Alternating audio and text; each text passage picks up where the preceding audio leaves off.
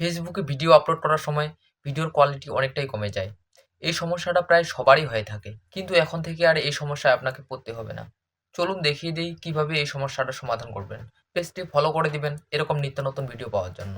তো এর জন্য প্রথমেই চলে যেতে হবে ক্রোম ব্রাউজারে। এরপর সার্চ বারে সার্চ করতে হবে facebook.com। আপনাদের আইডিটা যদি ক্রোম ব্রাউজারে লগইন না থাকে তাহলে আগে লগইন করে নিতে হবে। এরপর থ্রি ডট মেনুতে ক্লিক করতে হবে এবং নিচের দিকে এখানে ক্লিক করে ডেস্কটপ সেট করে নিতে হবে।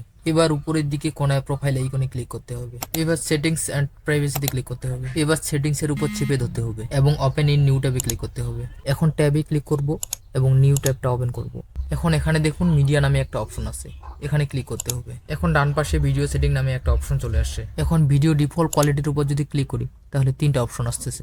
আপনারা এইচডি ইফ অ্যাভেলেবল এই অপশনটির উপর ক্লিক করে দিবেন এবং এখান থেকে সেভ করে দিবেন। এই সেটিংসটি অন করে নিলে এখন থেকে আপনাদের ভিডিও কোয়ালিটি আর কমে যাবে না। এই ছিল আজকের ভিডিওটি ভালো লাগলে পেজটি লাইক, কমেন্ট এবং শেয়ার করে পাশে থাকবেন।